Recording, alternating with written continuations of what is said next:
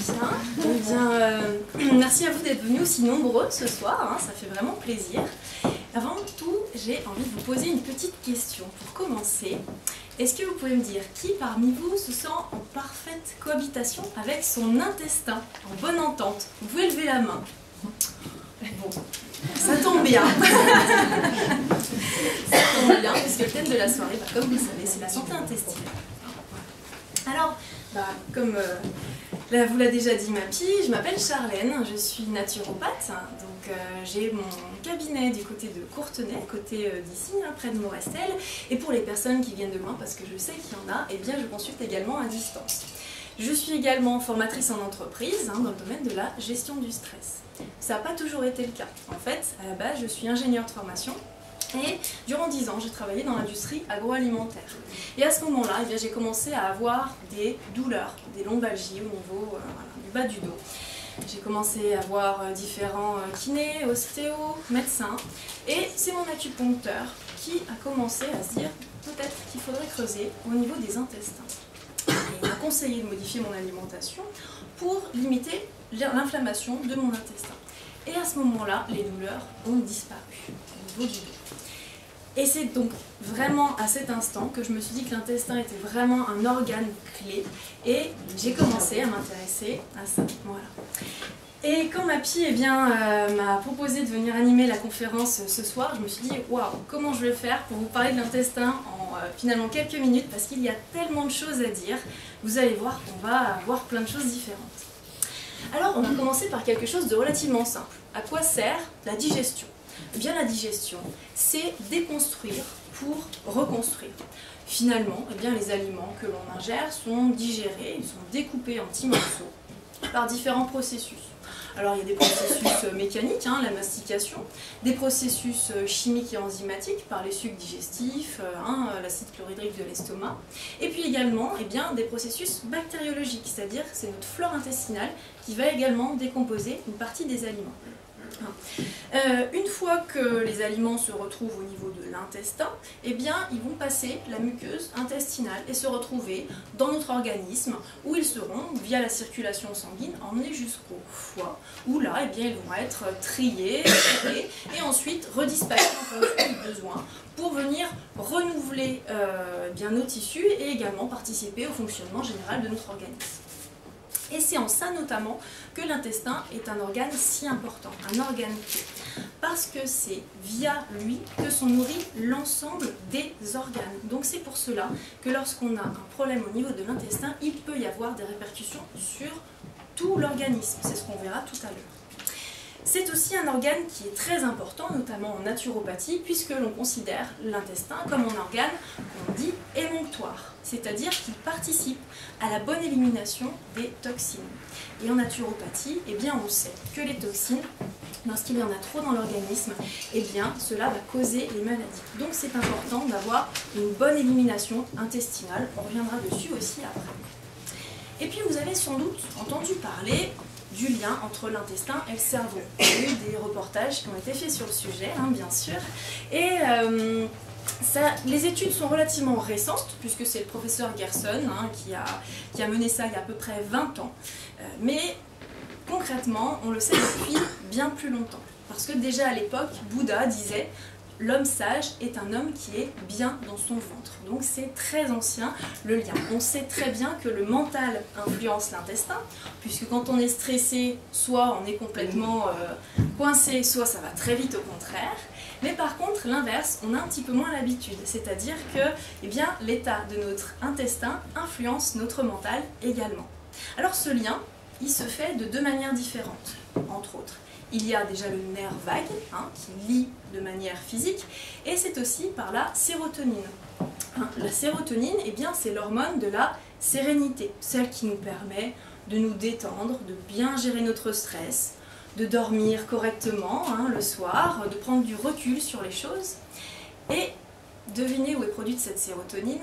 Dans l'intestin, à 95%. Du coup, quand on a des perturbations au niveau intestinal, on perturbe la production de sérotonine.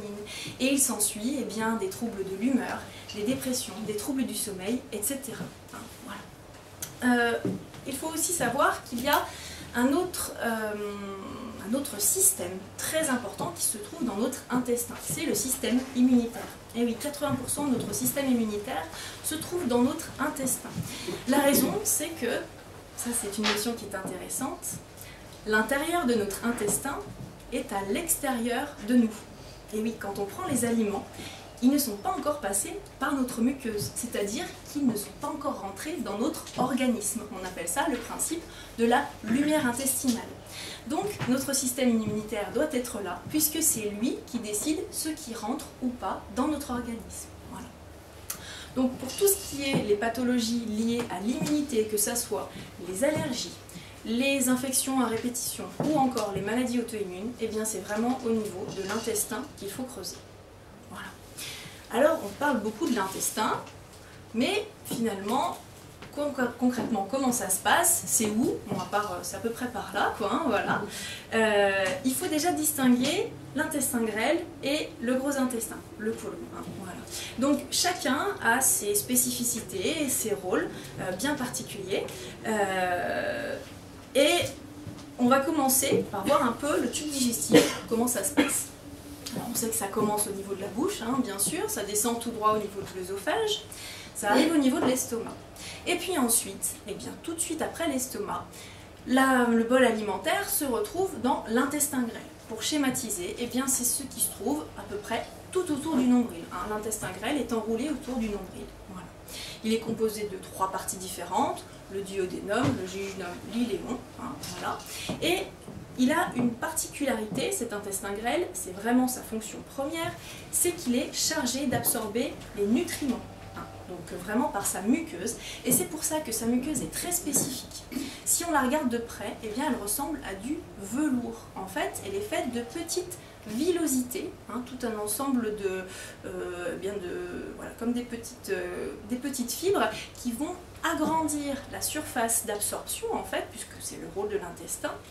Et c'est ce qui fait sa spécificité. Il faut imaginer que si on étale cette surface d'absorption, eh bien l'intestin représente à peu près la surface d'un terrain de tennis en termes d'absorption. Donc c'est immense. Et c'est pour ça que le système immunitaire se trouve à cet endroit-là, puisqu'il faut bien prendre en compte le fait que notre intestin est la plus grande partie de nous-mêmes en contact avec l'extérieur. Hein, voilà. Donc c'est très important. Au niveau du gros intestin, hein, parce que quand les aliments ont passé à peu près 6 à 12 heures dans l'intestin grêle, ils se retrouvent à cet endroit-là, au niveau du cécum, côté droit, à peu près là où se trouve l'appendice, et ils arrivent ensuite dans le côlon. Alors le côlon, concrètement, il est en 3 parties. Donc vous l'avez sur vos petites fiches, si vous à la première page, vous allez voir, hein, très bien, en rose. Donc il se retrouve de ce côté-là. Donc on a le côlon ascendant qui arrive, qui monte sur la droite, ensuite le côlon transverse, et puis le côlon descendant sur la gauche et qui se termine par le côlon sigmoïde pour arriver jusqu'au rectum. Donc le côlon, il a vraiment pour but déjà de terminer la digestion des protéines et des glucides grâce à la flore intestinale qui s'y trouve, on en reparlera juste après. Et puis aussi et surtout, il est très important parce que c'est lui qui permet d'absorber l'eau. En fait, c'est vraiment à cet endroit-là qu'est déterminée, eh bien, finalement, la consistance de nos selles. Donc c'est très important aussi de veiller à une bonne santé au niveau du côlon. Mais alors, ce qui fait vraiment que l'intestin a quelque chose d'exceptionnel, c'est vraiment son écosystème. Alors, on parle bien sûr de la flore intestinale, mais il y a surtout cette fameuse muqueuse. Alors, cette muqueuse intestinale, pourquoi j'insiste dessus? Parce qu'elle est à la fois très fragile et très importante. Elle est très fragile parce qu'elle fait à peine l'épaisseur d'un papier de cigarette. Et il y a tellement de passages au niveau de l'intestin qu'elle se renouvelle à peu près, en termes de cellules, tous les 2 à 5 jours. Donc il y a beaucoup de régénération à ce niveau-là. Mais par contre, elle a un rôle très important puisque, comme on l'a vu tout à l'heure, c'est vraiment elle qui va décider qu'est-ce qui passe ou qu'est-ce qui ne passe pas. Elle a un rôle de filtre très important. Voilà. Et puis il y a notre flore intestinale, on l'appelle aussi le microbiote. C'est quand on pense à elle qu'il faut déjà se poser la question, est-ce qu'on se sent vraiment chez nous avec cette flore? Et oui, parce qu'il y a à peu près 10 puissance 14 bactéries dans notre tube digestif, c'est énorme.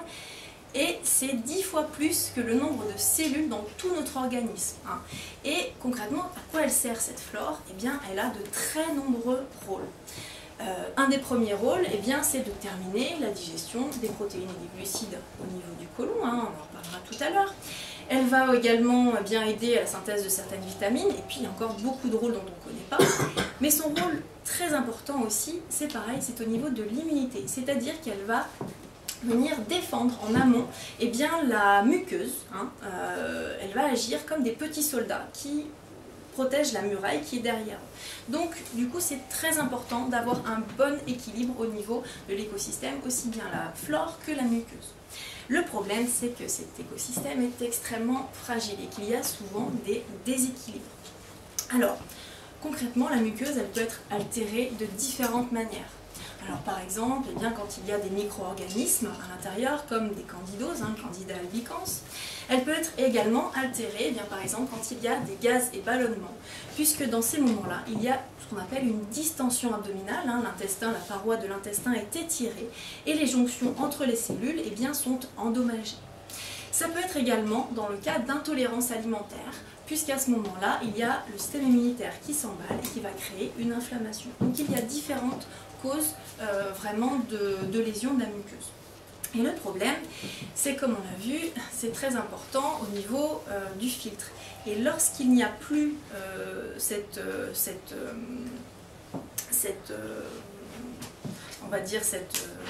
je trouve plus mes mots.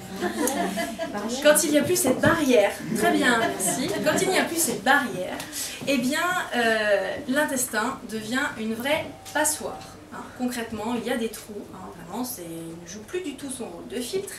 Et il y a des toxines à ce moment-là qui vont passer dans l'organisme et ensuite rejoindre la circulation sanguine alors qu'elles ne sont pas du tout censées y passer. Donc c'est ce qu'on appelle la porosité intestinale ou également l'hyperperméabilité intestinale. On reviendra dessus juste après. Et puis il y a des déséquilibres au niveau de la flore également qui sont possibles. On appelle cela une dysbiose.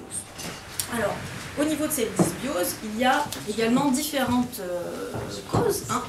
Ça peut être des déséquilibres alimentaires, lorsqu'on va manger trop de glucides, trop de protéines également, ça va déséquilibrer la flore. Ça peut être aussi certains médicaments. On sait, bien sûr, que les antibiotiques sont préjudiciables à notre flore intestinale. Et puis ça peut être également le transit. Lorsqu'il y a des constipations, ça peut avoir tendance à perturber la flore également. Voilà. Et le problème, lorsque cette flore est déséquilibrée, elle perd ses capacités de fonctionnement et du coup, elle n'a plus la possibilité de protéger la muqueuse et on se retrouve dans le même cas, c'est-à-dire qu'on se retrouve dans une porosité intestinale. Et concrètement,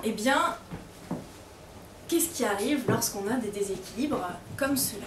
Bien entendu, déjà avoir des répercussions au niveau de la digestion, parce qu'on peut avoir des troubles du transit, on peut avoir également des douleurs, des gaz et des ballonnements, mais surtout, il faut savoir que les manifestations peuvent être extra-digestives, c'est-à-dire qu'elles sont n'importe où ailleurs dans le corps. La raison, comme on l'a vu, c'est parce que cette porosité laisse passer des toxines qui vont se retrouver dans la circulation sanguine et en fonction des personnes, vont venir se loger à différents endroits et vont venir impacter différents organes. Voilà. Alors typiquement, on peut avoir des troubles comme des migraines, on peut avoir des problèmes cutanés comme l'eczéma, on peut avoir des problèmes ostéo-articulaires comme la fibromyalgie, l'arthrite, l'arthrose. On peut également avoir des troubles d'ordre gynécologique. On peut avoir des problèmes de lombalgie.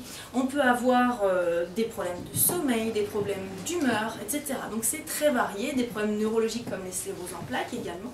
Donc c'est extrêmement varié. Vous voyez que l'intestin, sa santé est importante parce qu'elle va vraiment impacter tout le reste du corps. Donc c'est vraiment important. Mais alors maintenant, comment est-ce qu'on peut vraiment définir un fonctionnement normal au niveau de l'intestin? Eh bien déjà, le plus important, c'est un intestin qui ne nous fait pas mal. Donc c'est-à-dire qu'il ne faut pas qu'il y ait de douleur ou même d'inconfort de manière chronique. Il faut également qu'il y ait un transit qui soit régulier et quotidien. Ça, c'est aussi important pour avoir une bonne élimination des toxines chaque jour. Et puis, l'état des selles est également un bon indicateur. J'ai le cas d'une de mes patientes récemment qui me disait, moi, depuis l'enfance, j'ai toujours eu des selles liquides. Pour moi, c'est normal, j'en ai jamais parlé de quelqu'un, mais j'ai toujours vu ça comme ça.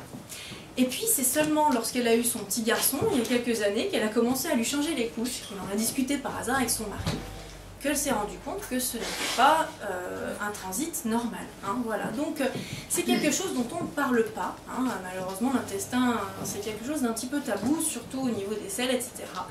Donc, du coup, eh bien...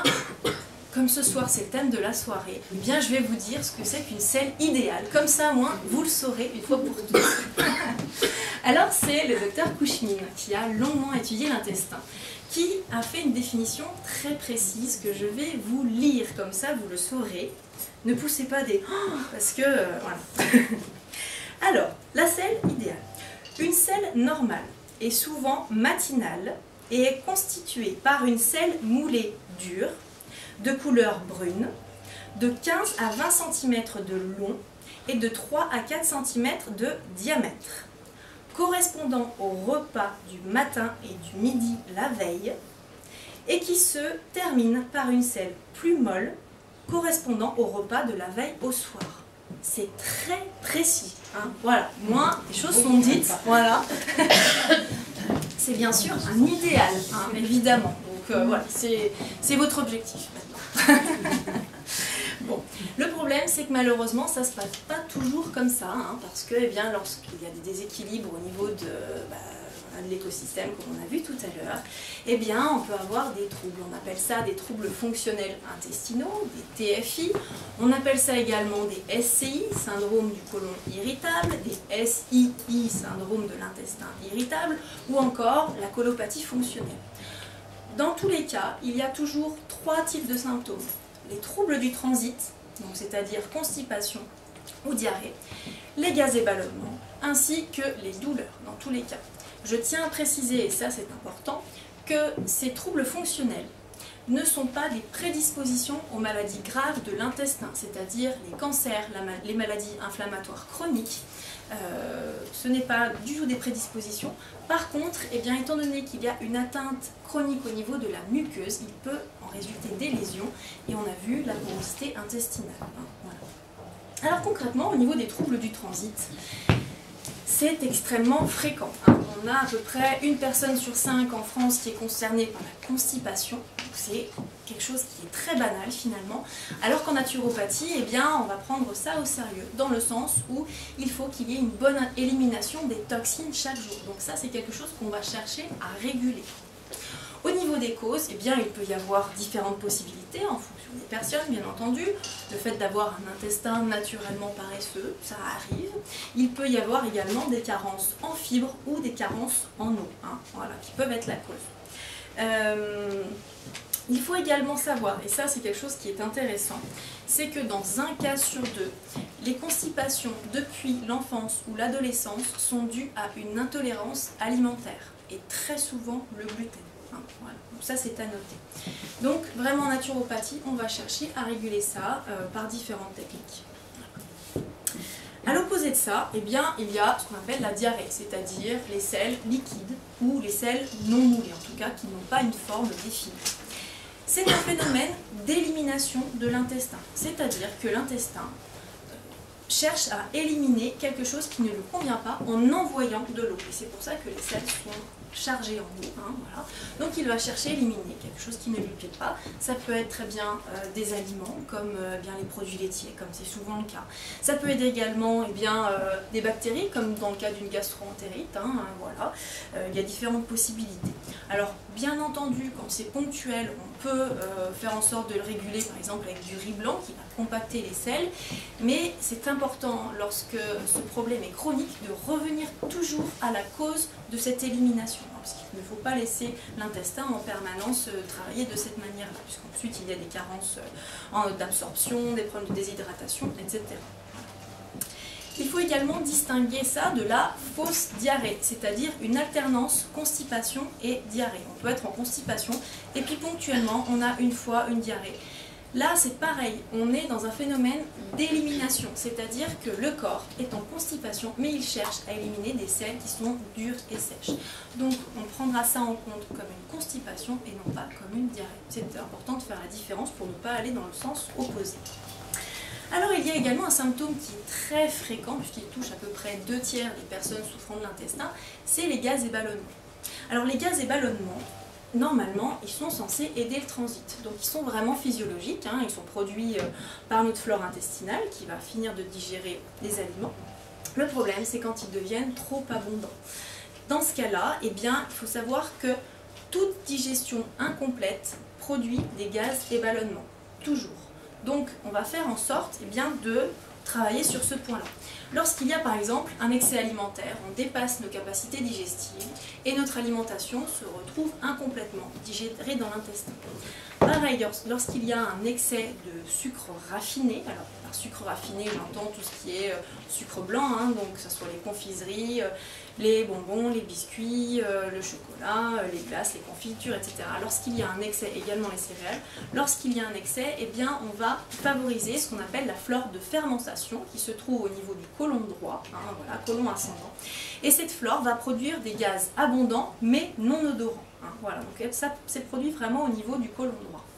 Par contre, lorsqu'il y a un excès de protéines, eh bien c'est la flore qu'on appelle de putréfaction qui se trouve au niveau du côlon gauche, cette fois-ci au niveau du côlon descendant, et qui va produire des gaz qui sont pas très abondants, mais qui sont surtout odorants. Hein, voilà, ça.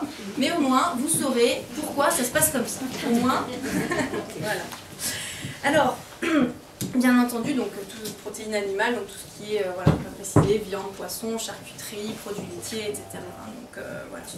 Et également, une des plus grandes causes de gaz et ballonnement, et ça on n'y pense pas forcément, c'est le défaut de mastication.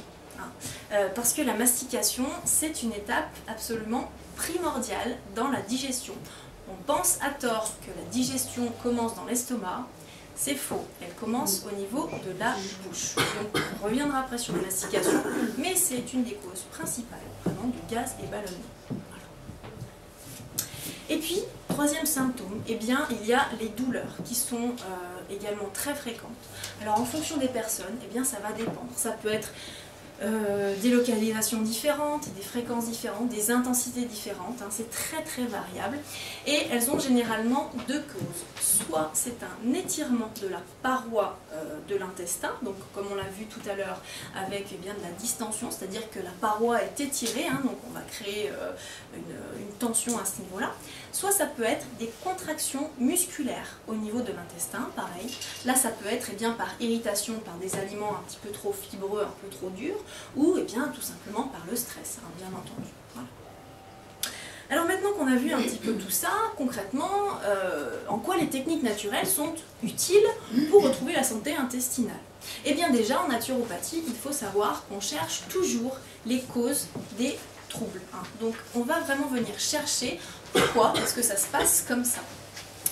Et clairement, eh bien, dans le cas de la santé intestinale, c'est très souvent lié à une surcharge de l'intestin, hein, ce qu'on appelle la toxémie, c'est-à-dire que l'intestin n'arrive plus à gérer tout ce qui lui arrive. Quoi. Voilà. Donc, dans ce cas-là, eh bien, on va chercher vraiment à, dans un premier temps, le nettoyer, alors par différents moyens dont on parlera juste après. Et une fois qu'il est nettoyé, eh bien, on va faire en sorte de revitaliser l'écosystème, c'est-à-dire qu'on va donner à la flore et à la muqueuse tout ce qu'il faut pour qu'elles regagnent leur capacité de fonctionnement. Voilà. Bien entendu, l'alimentation est à voir de près, et ça, je reparlerai de ça juste après. Voilà. Il y a déjà donc, quelques techniques naturelles qui peuvent être intéressantes. On peut déjà commencer à parler des plantes. Alors les plantes, eh bien typiquement, on peut utiliser par exemple des tisanes de mélisse ou également des tisanes de mauve qui vont vraiment venir apaiser les muqueuses inflammées. Donc très intéressant lorsqu'il y a des douleurs.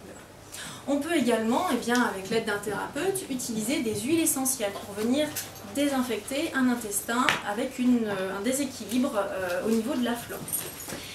Quand on cherche également à le nettoyer en profondeur, on peut utiliser l'argile ou le charbon activé qui va vraiment venir absorber vraiment bien toutes les toxines, donc en profondeur. Et lorsque l'intestin est bien nettoyé, et bien là on va pouvoir le revitaliser en conseillant par exemple des probiotiques qui vont aider notre flore intestinale à se régénérer. Il y a également d'autres techniques auxquelles on ne pense pas forcément. Alors par exemple, pour activer le transit, eh bien, il y a le sport. C'est déjà une technique très intéressante. On peut également pratiquer des massages, des automassages. Donc pour activer le transit, c'est dans le sens des aiguilles d'une montre. Pour tout ce qui est, il y a également ce qui est intéressant, c'est l'acupression.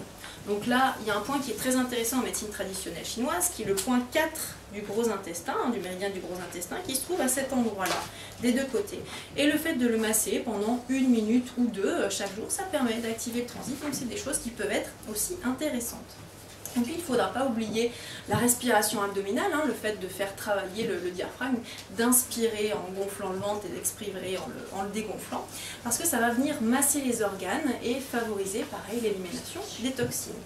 Et puis tout ce qui est technique de gestion du stress seront également très importantes, puisque on va travailler sur vraiment le lien intestin-cerveau, donc tout ce qui est méditation, relaxation, etc. Voilà.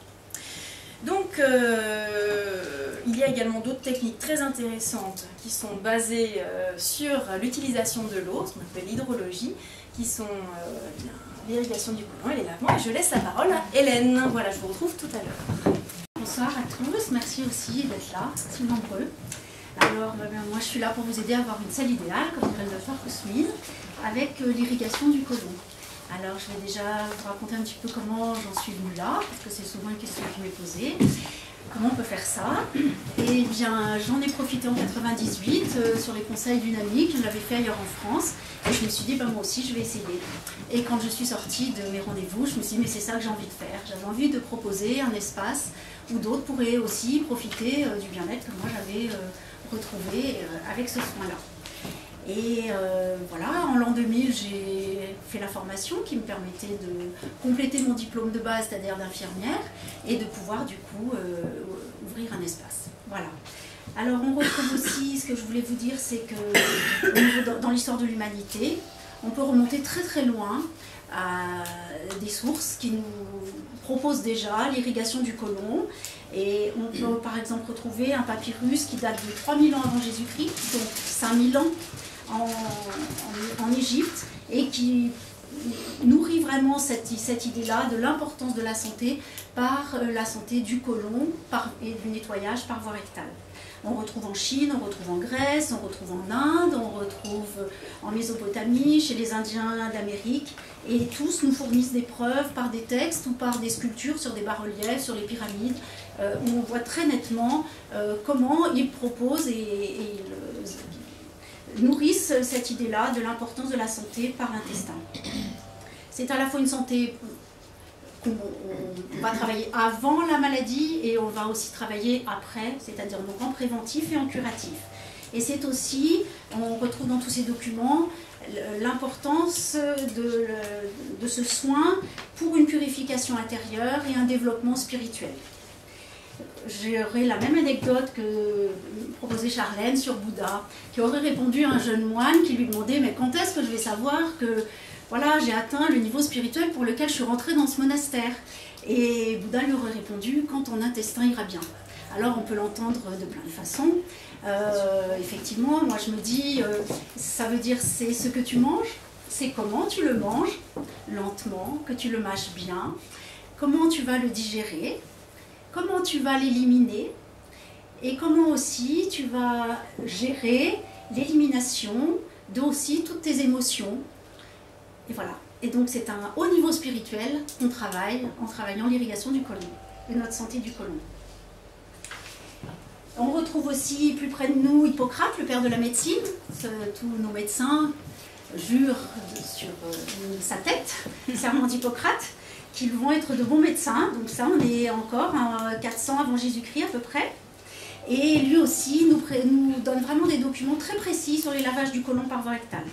Alors beaucoup plus près de nous, au XVIe siècle, on a Ambroise Paré, qui a donné son nom à un hôpital à Paris, qui est le premier qui distingue la différence entre l'irrigation du côlon et les lavements. Ça, j'y reviendrai un petit peu plus loin.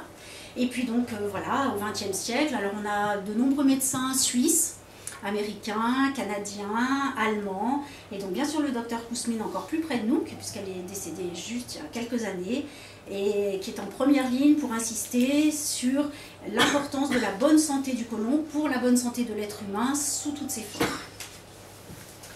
Alors l'irrigation, finalement, ça consiste en quoi? Alors c'est un nettoyage très minutieux de notre gros intestin. Hein. Donc je reviens, le gros intestin, c'est vraiment la partie rose qui est ici. C'est la raison pour laquelle on vous a donné à chacun la petite brochure à l'avance. Hein. Donc comme a dit Charlène, le gros intestin commence pour vous, enfin pour moi sur ma droite, va traverser et redescendre ici. Donc ce nettoyage se fait par des allers-retours, c'est-à-dire que l'eau va rentrer et repartir. Cette eau est douce, elle est microfiltrée, elle est à température du corps. Alors on va le faire à l'aide d'une machine qui va nous assister tout au long de la séance. Elle est vraiment spécialisée pour ça. Alors finalement la séance, ça se passe comment? Donc le patient est en t-shirt, chaussettes et recouvert d'une serviette. Tout le linge est désinfecté bien sûr entre chaque patient avec une lessive spéciale comme dans les hôpitaux. La personne est allongée sur le côté pour la mise en place de la canule, à usage unique et stérilisée. Puis la personne pourra s'installer sur le dos avec les jambes soutenues par des coussins de façon à bien relâcher tous les organes à l'intérieur du ventre. Et seul le ventre sera découvert pour les massages qui vont accompagner tout le travail. Alors cette canule qui est introduite se termine sur l'extérieur, donc ici, par un Y, avec donc une petite branche pour l'arrivée de l'eau et une légèrement plus grosse branchée directement sur les évacuations pour les retours. Alors au début du soin, au début du processus de nettoyage, avant que l'eau rentre, je vais prendre contact avec votre ventre pour sentir où est-ce qu'il est gonflé, où est-ce qu'il est douloureux, où est-ce qu'il remonte très haut, très sur les côtés. Voilà, tous ces renseignements vont pouvoir m'aider à vous accompagner pendant le travail. Et puis l'eau va commencer à arriver. Alors, elle est quasiment imperceptible tellement elle pénètre doucement. Souvent les patients disent « Ah bon, on a déjà commencé ?» Voilà, donc c'est pas un Karcher, il n'y a pas de souci. Le Karcher, vous le gardez pour le garage. Ici, c'est pas le Karcher. Et l'eau, en fait, va se faufiler en rentrant donc, comme vous le voyez, à rebrousse-poil, puisqu'on rentre par la sortie. Elle va se faufiler dans l'espace qu'il y a dans le côlon. Elle va occuper donc cet espace, et quand l'espace est plein, votre ventre va avoir besoin d'éliminer tranquillement. Alors, l'eau ne pourra pas aller plus loin que ce côlon. Parce que entre l'intestin grêle et le côlon, on a une valve qui nous ferme la porte. Cette valve ne s'ouvre qu'entre le grêle et le côlon. Et nous, comme l'eau va arriver du côlon vers le grêle, l'eau s'arrêtera dans notre côlon. Moi, je vais vous aider par des massages, à la fois dans le sens de l'entrée de l'eau et dans le sens de l'élimination, bien sûr.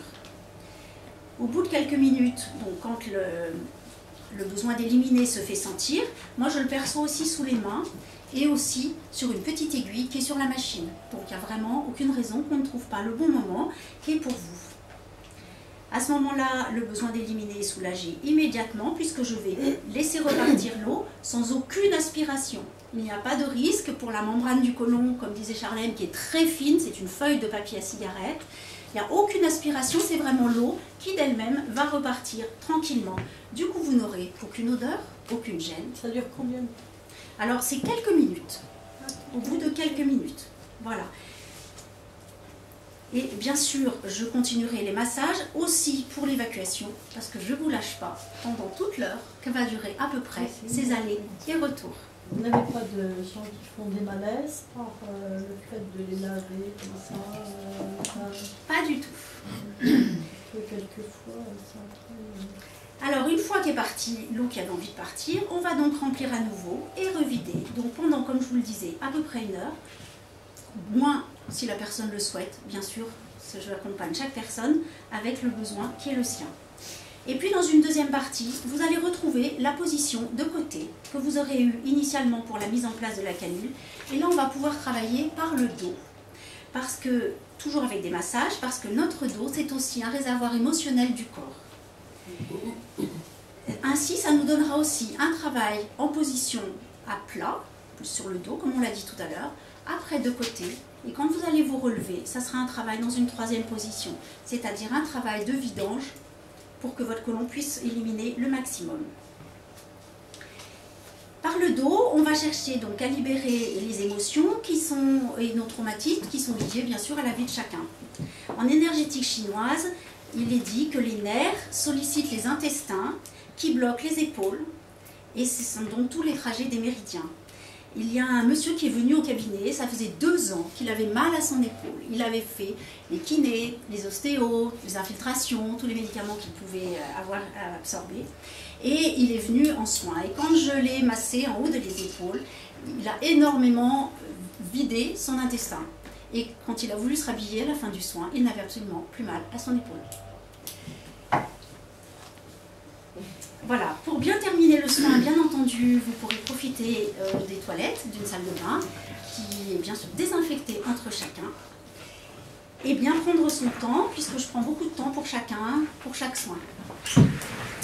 Alors, ce que je pourrais aussi vous expliquer, c'est un petit peu la différence entre les lavements et l'irrigation du côlon.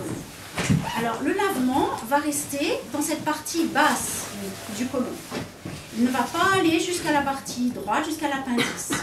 Et puis un lavement, c'est un seul passage, c'est-à-dire qu'on remplit, et puis on vous dit, madame, monsieur, tâchez de tirer les fesses pendant 10 minutes, et si vous avez envie d'éliminer, eh ben, c'est un peu dommage, mais il va falloir attendre 10 minutes. Du coup, c'est pas très confortable.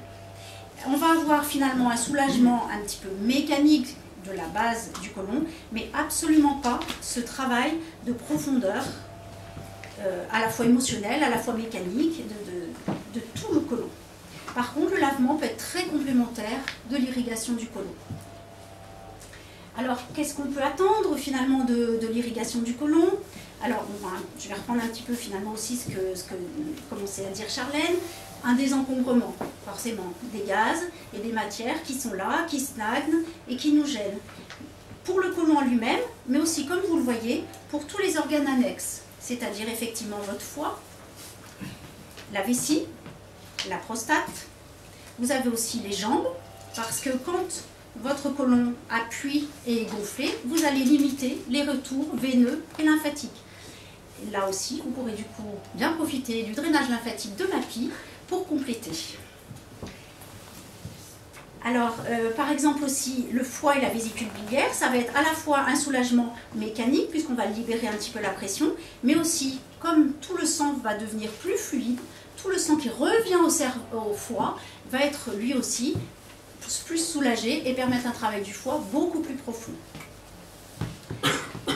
Vous allez avoir la restauration de la paroi, de la flore intestinale, du coup une diminution des allergies, de l'intestin poreux et une augmentation de votre immunité, comme l'a dit Charlène. Et bien sûr, donc le réensemencement qu'on fera avec la flore intestinale, à la fois par l'alimentation ou éventuellement par les pré-probiotiques. Ça, je crois que Charlène va en parler. Alors on va avoir, ce que disait aussi Charlène, donc une meilleure protection pour toutes les maladies neurodégénératives, l'Alzheimer, le Parkinson, la sclérose en plaques, pour laquelle le docteur Kousmine a beaucoup œuvré. Quel rapport entre sclérose en plaques et l'intestin? Alors, c'est ce que j'allais dire, du fait des nombreux neurones qui sont présents dans notre côlon, qui a souvent fait dire que le côlon était un deuxième cerveau, et j'ai même lu récemment un médecin qui disait on ne devrait même pas dire le côlon est un deuxième cerveau, c'est le même cerveau en 2 localisations. Voilà. On va avoir une meilleure imprégnation hormonale aussi, donc par exemple très importante à la ménopause, une grosse diminution de l'acidose aussi, très importante là aussi par exemple pour l'ostéoporose, puisque plus votre terrain est acide, plus vous avez des chances de faire de l'ostéoporose. Pour les candidoses, comme disait déjà Charlène, une meilleure réabsorption des éléments de l'alimentation.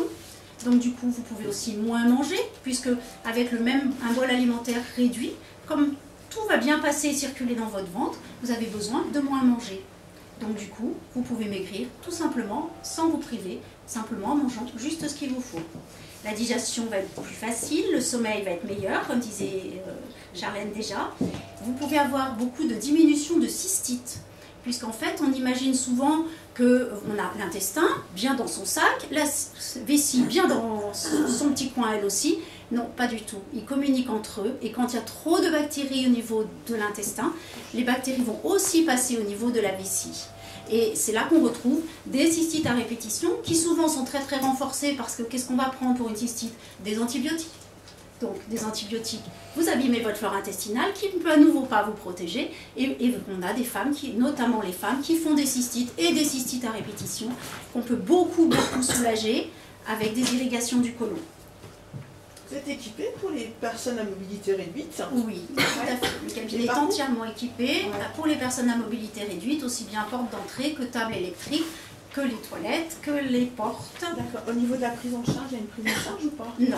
Non. Malheureusement, Voilà. on est hors nomenclature. Okay. Voilà. Alors vous pouvez aussi, notamment pour les femmes, les jeunes femmes, beaucoup soulager les règles douloureuses.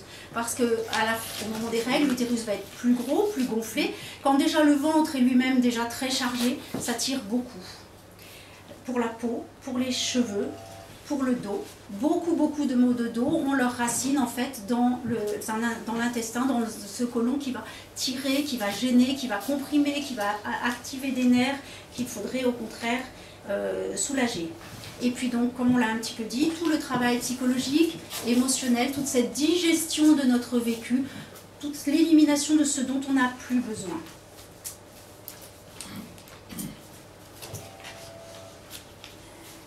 Alors, on retrouve justement dans beaucoup de locutions françaises ce lien entre le vécu et l'intestin.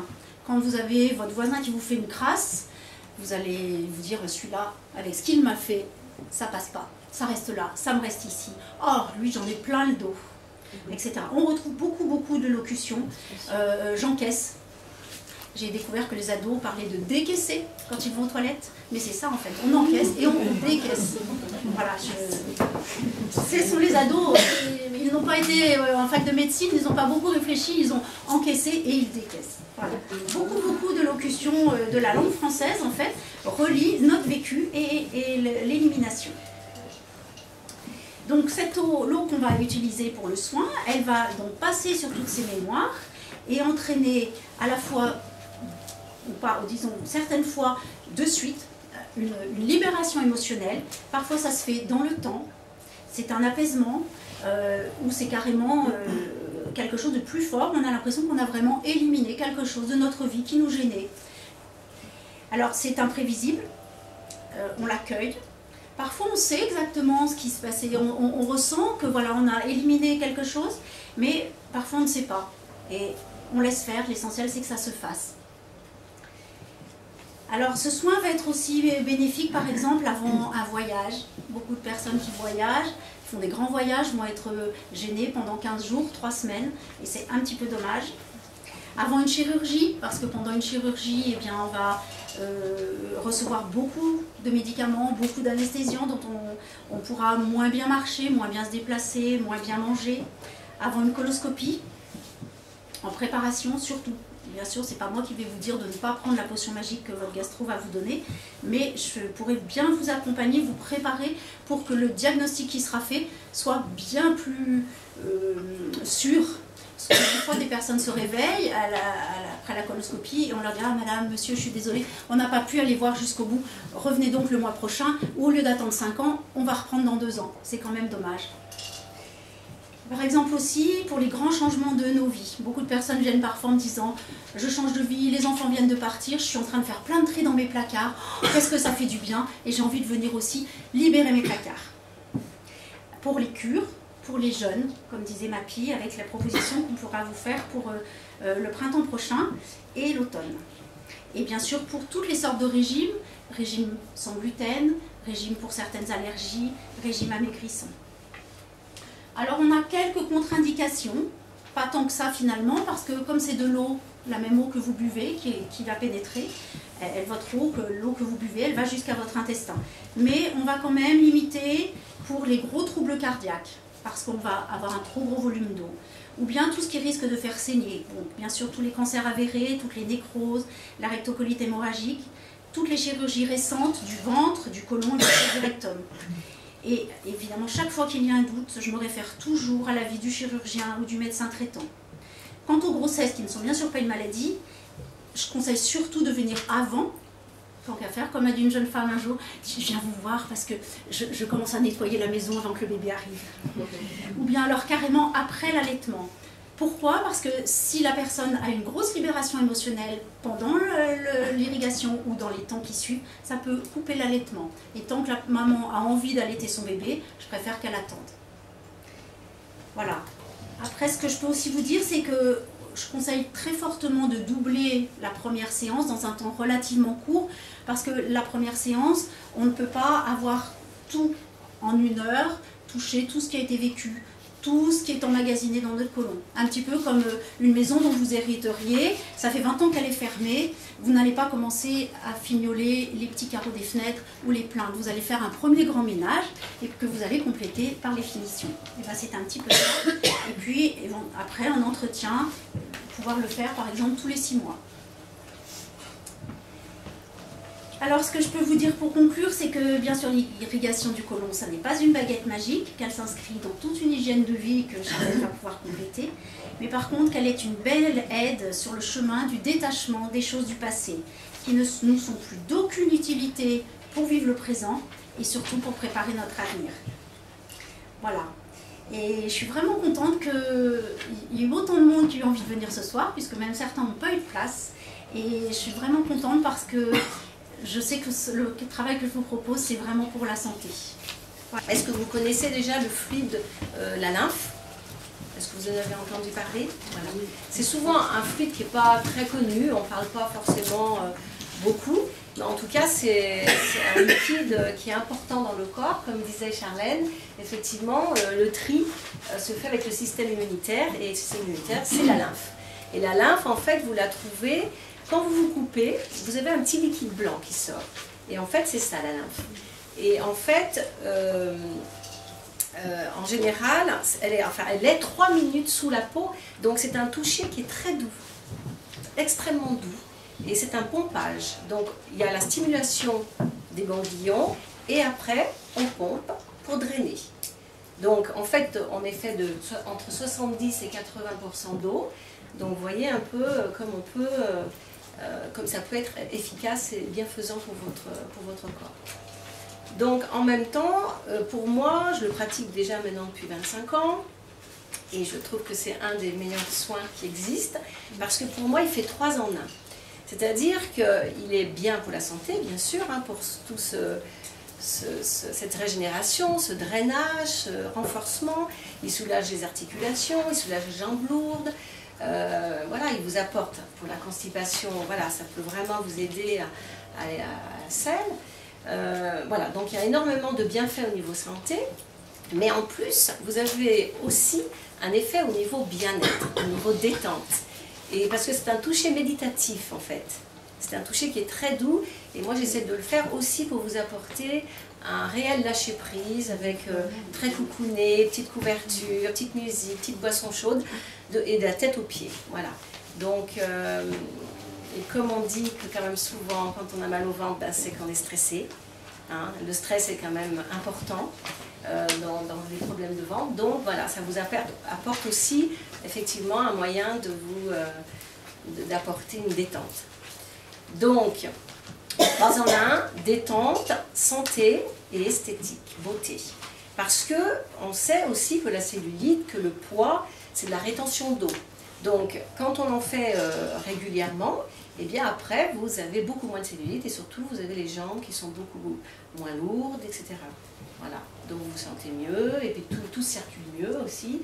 Donc, voilà, c'est le soin pour moi aujourd'hui qui est formidable. Enfin, en tout cas, on fait un très bon complément toutes les 3. Voilà, c'est pour ça qu'on est ensemble. Le sport aussi est important, hein, bien sûr. La danse, voilà. Et voilà, tout ce que vous pouvez faire, la respiration, la détente, etc. Donc, alors, je reviens pour vous parler de l'alimentation, parce que forcément l'alimentation c'est quelque chose d'important. C'est quelque chose de très important en naturopathie notamment, parce que eh bien, l'alimentation, il n'y a rien de plus logique, on est ce qu'on mange. Donc pour une bonne santé de l'organisme en général, bien sûr, il faut adapter l'alimentation, et c'est encore plus vrai pour l'intestin, forcément, puisqu'il est en permanence, en contact intime et permanent avec les aliments. Alors concrètement, qu'est-ce qu'il faut faire ou ne pas faire en termes d'alimentation pour votre intestin? Alors avant le choix des aliments, il y a quelque chose de très important. C'est, comme le disait Hélène, la manière dont on mange. Première chose, la quantité. Souvent on n'y pense pas.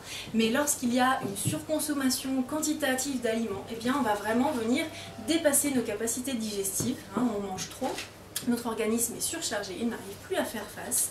Et là, on se retrouve en situation de toxémie. Donc ça, c'est quelque chose qui est très important. Il va falloir écouter sa faim pour vraiment respecter notre organisme. Voilà. Chose aussi importante, c'est la consommation d'eau. Et oui, parce qu'il faut éviter de boire pendant les repas. Ça, c'est quelque chose auquel on ne pense pas forcément. Mais le fait de boire pendant les repas va diluer les sucs digestifs et ainsi créer une digestion beaucoup plus longue et beaucoup plus difficile. Donc si vous avez soif, boire un petit verre, bien sûr un verre d'eau pendant les repas, mais par contre l'idéal est de boire plutôt une demi-heure avant les repas ou carrément 2 heures après, de manière générale. Ah, j'étais sûre. J'allais voir la question. Alors le vin, pareil, en général, il ne faut pas trop boire 1 litre ou 2. Donc voilà, un petit verre de temps en temps, parce que on reparlera de l'eau, mais donc le vin, un petit verre, oui, effectivement, on peut boire pendant le repas. Il y a une acidité qui va aider un petit peu la digestion, mais par contre, l'alcool peut être préjudiciable, donc on regardera ça juste après. Voilà. Une chose aussi importante, c'est le grignotage. Et oui, le grignotage, on a tendance souvent à manger au cours de la journée. Et le problème, c'est que notre système digestif, il va être actif tout au long de la journée. Il ne va pas s'arrêter. Voilà, donc les sucs digestifs, le brassage, etc. Donc, ça va être à limiter le plus possible en laissant un temps de, idéalement, 4 à 5 heures entre chaque repas pour permettre à l'intestin d'avoir le temps de se gérer un petit peu. Voilà. Pareil pour les chewing-gums. Les chewing-gums, ça aussi, pareil, ça active la digestion. Et puis, en gros, tout ce qui n'est pas de l'eau active la digestion. C'est-à-dire que même si vous prenez un café, même sans sucre, ça active déjà la digestion. Et pareil, un fruit, même quoi que ce soit, tout ce qui n'est pas de l'eau active la digestion. Tout ça, c'est important. Et puis, également, j'ai envie de vous poser une autre question. Quelles sont les personnes dans la salle qui pensent à bien mastiquer? J'ai vraiment pas de chance ce soir. Si, c'est bien. Bon, alors c'est très bien. Je vous encourage à continuer et j'encourage tout le monde à faire de même. Et oui, parce que la mastication, comme on l'a vu, c'est extrêmement important. C'est la première étape de la digestion. C'est pas l'estomac. Donc du coup, le but c'est vraiment de chercher à mastiquer, à bien saliver également, pour commencer à digérer. La raison, elle est simple, c'est que dans la salive, alors bien sûr la mastication va commencer à réduire en petits morceaux, mais dans la salive, il y a une enzyme qui s'appelle la ptyaline, qui a vraiment pour objectif de décomposer les sucres et notamment les amidons. Et ça, il y en a relativement peu dans le reste du tube digestif. Donc ça sera très important, surtout pour tout ce qui est glucides, de bien mâcher, mastiquer en conscience. Voilà. Donc en général, ce que je donne comme conseil, c'est de mâcher jusqu'à ce qu'il y ait plus de goût, le plus possible. En tout cas, prendre son temps. Voilà. Et puis on va essayer de faire en sorte d'éviter tout ce qui nous empêche de manger en conscience. Le stress, voilà. Le bruit également, ça perturbe la digestion par le lien intestin-cerveau. Le fait d'être devant un écran, alors que ça soit au travail à midi, le fait de manger devant son écran, ou le soir, quand on est en famille, devant la télé, c'est pas du tout le bon moment pour prendre son repas. Donc on regarde la télé, mais on ne mange pas pendant. Donc voilà, c'est pareil, un plateau télé, on évite. Voilà. Et puis également, tout ce qui est les discussions animées. Je parlais même des conflits. Le repas doit vraiment être un moment de pause. Voilà. Donc à ce moment-là, c'est un moment, ça doit vraiment être tranquille. Le repas, c'est très important. Voilà. Alors, il y a également des aliments à limiter le plus possible. Alors, On va déjà commencer par parler des chairs animales, donc c'est-à-dire tout ce qui est viande, poisson, charcuterie, parce que ça a tendance, comme on l'a vu tout à l'heure, à déséquilibrer la flore. Donc on va augmenter un certain type de flore, donc ça va causer tout ce qu'on a vu tout à l'heure. Et puis également, comme ça contient tout ce qui est viande, poisson, etc., ça contient pas de fibres, hein, voilà. Mais par contre, eh bien, du coup, bah oui, par la même occasion, ça entraîne plutôt des constipations et il y a très peu d'enzymes aussi, donc ça facilite pas la digestion. Donc on va faire en sorte de limiter plutôt ça. On va aussi veiller à limiter tout ce qui est sucre raffiné, donc, comme on l'a vu tout à l'heure, tout ce qui est les bonbons, les confiseries, le chocolat, les viennoiseries, glaces, confitures et j'en passe. Parce que ça va vraiment causer, pareil, une dysbiose, hein, voilà, donc, et acidifier le terrain. Donc on va vraiment faire en sorte... Au petit déjeuner. Ah bah s'il y a du sucre, hein,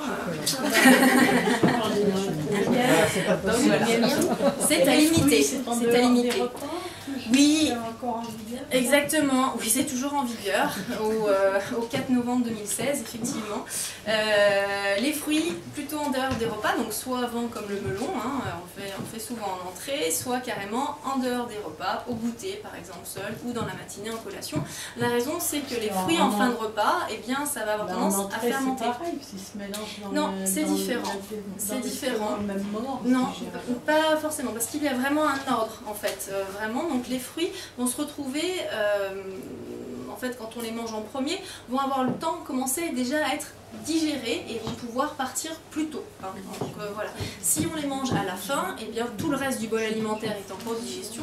Les fruits qui sont beaucoup plus rapides à digérer vont rester et fermenter, donc causer ensuite des gaz et ballonnements. Donc les fruits plutôt en dehors des repas. Voilà.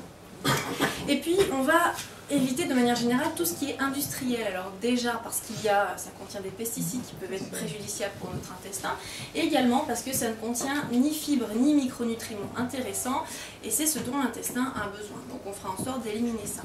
Et sachez également que l'arrêt du café et de l'alcool soulage grandement les problèmes intestinaux, à bon entendeur, et il n'y a rien de pire que du café au lait pour votre intestin, sachez-le. Voilà. Et le foie également, mais voilà, en tout cas l'intestin, exactement, en tout cas l'intestin n'aime pas non plus. Et puis on peut parler également des intolérances alimentaires. Tout le monde a déjà entendu parler du problème du gluten. Alors concrètement, qu'est-ce qui se passe avec ce fameux gluten ? Eh bien le gluten, en fait, il est composé de deux types de molécules, en fait, des protéines, dont une s'appelle la gliadine. C'est une molécule qui est d'assez grande taille, en fait, et qui doit être découpée par les enzymes, hein, nos enzymes. Sauf que, eh bien, on consomme beaucoup de gluten finalement sans s'en rendre compte, parce que c'est dans des plats préparés, voilà. Ça peut être bien dès le matin par des viennoiseries, tout au long de la journée par des pâtes, des pizzas, voilà, du pain, etc. On en mange en trop grande quantité et en plus la portion de gluten est souvent ajoutée dans des produits industriels parce que ça donne du moelleux. Hein, voilà. Et le problème eh bien, de cette gliadine, quand elle se retrouve au niveau de notre muqueuse, eh bien s'il y en a trop, elle n'est pas découpée. Et notre système immunitaire dit non, je ne te reconnais pas, je ne sais pas ce que c'est que cette molécule. Il se met à s'emballer, il y a une inflammation qui est créée. Et ensuite, eh bien, ce sont des lésions qui se retrouvent au niveau de la muqueuse et qui font cette fameuse porosité intestinale.